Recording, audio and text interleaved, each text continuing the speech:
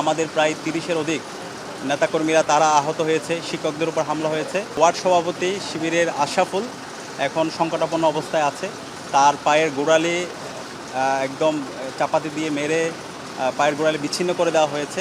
City কলেজে ছাত্রদলের সন্ত্রাসী কর্তৃক শিক্ষার্থী, ছাত্র শিবিরের নেতাকর্মী এবং শিক্ষকদের উপর যে নৃশংস হামলা হয়েছে ছাত্রদল কর্তৃক, তার প্রতিবাদে এবং এই সন্ত্রাসীদেরকে দ্রুত সময়ের মধ্যে আইনের আওতায় নিয়ে এসে তাদেরকে অ্যারেস্ট করার জন্য আমরা আজকে চট্টগ্রাম পুলিশ সুপারের সাথে দেখা করতে এসেছি, পুলিশ কমিশনের সাথে দেখা করতে এসেছি। এখানে পুলিশের উচ্চপদস্থ যারা দায়িত্বশীলরা আছে তারা উপস্থিত ছিলেন। আমরা তাদেরকে সুস্পষ্টভাবে জানিয়েছি, বাংলাদেশের প্রতিটি ক্যাম্পাসে জুলাই বিপ্লব পরবর্তী আমরা বলেছি আমরা ক্যাম্পাসে একটা গণতান্ত্রিক পরিবেশ চাই। ক্যাম্পাসের মধ্যে বহিরাগত সন্ত্রাসী নিয়ে এসে হকি স্টিক, চাপাতি অথবা দেশীয় অস্ত্রের মাধ্যমে শিক্ষার্থীদের উপর নির্যাতন করা, নিপীড়ন করা, সেই ধরনের হামলার সাথে যারা জড়িত থাকবে তাদেরকে যেন আইডেন্টিফাই করে বিচারের আওতায় নিয়ে আসা হয়, সেই কথাগুলো আমরা বলেছি।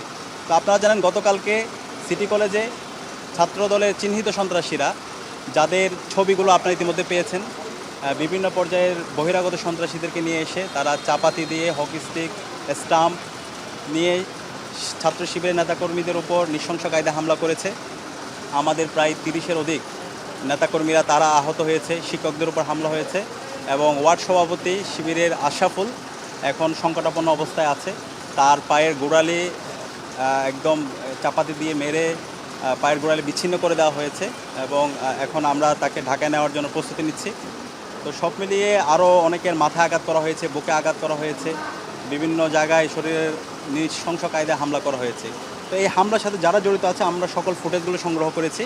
এই সকল ফুটেজগুলো আমরা পুলিশের কাছে হস্তান্তর করেছি এবং একই সাথে আমরা ওনাদের কাছে জিজ্ঞেস করেছি। গতকালকে আমরা দেখতে পেয়েছি পুলিশের সামনেই এই ছাত্রদলের সন্ত্রাসীরা বহিরাগত নিয়ে এসে চাপাতি দিয়ে, হকি স্টিক দিয়ে তারা শিক্ষার্থীদের উপর, শিক্ষকদের উপর এবং ছাত্র শিবিরের নেতাকর্মীদের উপর হামলা করছিল। ওই সময়ে কেন পুলিশ সাইলেন্ট অবস্থায় ছিল, নীরব অবস্থায় ছিল?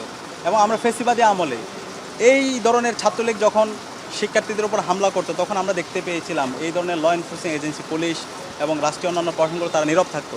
তো জুলাই বিপ্লবের পরে কেন এই ধরনের আইন শৃঙ্খলা বাহিনী এই ধরনের হামলা কীভাবে তারা বৈধতা দেয়, তারা কেন নীরব ছিল?